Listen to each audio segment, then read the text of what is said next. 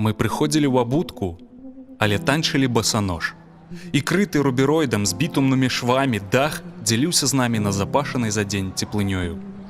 Канона не існавала, і ўсё адбывалася па-рознаму. Часам мы ўтваралі кола вакол коткі, ды тая не заставалася на месцы, рухаючыся па ўласнай складанай траекторыі. Котка ніколі не блыталася пад нагамі. Яна трымала дыстанцыю і таксама танчыла. Мы пачыналі разам з музыкай. Спярша ў паветры тонка-тонка звенела невідочная страла, і з гэтым гукам дзесьці ўзлятала рука дырыжора.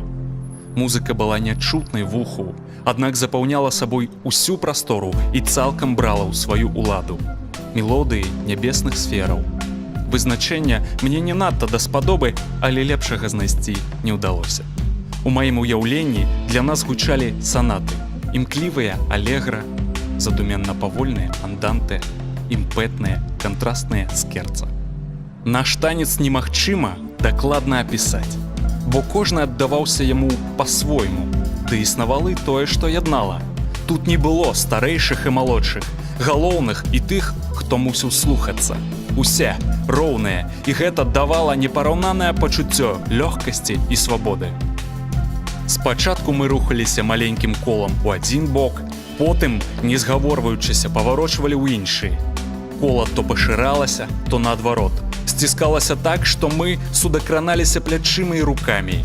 Кожны такі дотык быў неверагодна прыемны, нагадваючы адчуванне, калі я, малы, кранаў ручкаю маму. Праз нейкі час надыходзіла імгненне, калі мяне і, упэўнены, усіх астатніх працінала пачуццё вусцішнай самоты. Тады мы без усякае каманды бралі адно аднога за рукі, і котка зноў выходзіла ўсярэдзіну. Раз і назаўсёды зацверджанага парадку ў коле не існавала. Мы мяняліся месцамі, і таму я памятаю рукі ўсіх танцораў.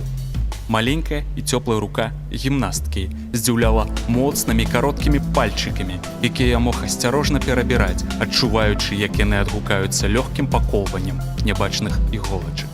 Здаралася, мае ногі сустракаліся з ейнымі такімі ж маленькімі цёплымі ступакамі. Рукі настаўніка таксама былі цёплыя і моцныя, аднак вялікія ды шурпатыя, а яшчэ знаёмыя з дзённага жыцця, бо ён, спаткаўшы вучня ў школе або нават у горадзе, шторазу вітаўся за руку. Залацістая мела рукі надзіва далікатныя і амаль няўлоўныя, з ядвабнымі падушачкамі на пальцах, вакол якіх віхурыўся ветрык. Кіяскёрка уражвала шорсткімі рукамі з мазалямі.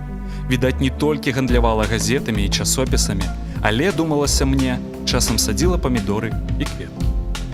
Ейныя выцягнутыя далоні з доўгімі пальцамі неслі камфортны халадок і любілі злёгку сціскаць чужую руку, прынамсі маю, ад чаго па ўсім целе разлівалася хуткая гарачыня. Тое самае дзеялася, калі ногі сутыкаліся з сухімі лодачкамі яе ступакоў.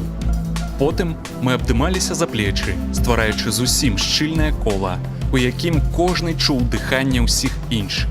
Вузкія плечы настаўніка сцвярджалі сябе дужасцю. Гімнастка, здавалася, заўсёды гатовая выслізнуць з-пад твае рукі, ды ніколі не рабіла гэтага.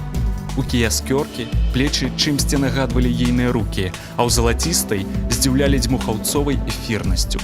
У такія хвіліны котка вандравала з пляча на плячо, часам асцярожна выпускаючы кіпцікі, што, як выглядае, замяняла для яе нашай абдымкі. Расціскаць абдымкі ніколі не хацелася, але законы танца былі вышэйшымі.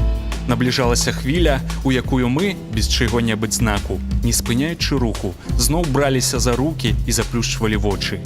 Першы раз уявілася, што такое жаданне наведала адно мяне. Ды, употай стрэліўшы позіркам па баках, я пераканаўся, павекі апушчаныя ва ўсіх. Так мы рухаліся даволі доўга, і гэта была самая небяспечная частка танца, бо дах меў невялікую плошчу. Аднак, калі кола набліжалася да краю, котка падавала нягучны сігнал, і ўсе на міг заміралі. Аднойчы настаўніка аддзяляў ад бездані вузкі раўчук бляшанага вадасцёку. Іншым разам адна ножка гімнасткі ўжо марна намацвала цвёрдую паверхню. Ніякага пярэпалаху не ўзнікала, і мы пачыналі танчыць, пакрысе аддаляючыся ад магчымасці палёту. І нарэшце ў бязгучным суладдзі танца надыходзіў момант, калі мы адпускалі рукі і ўскідвалі іх у неба, туды, адкуль на нас глядзелі зоркі.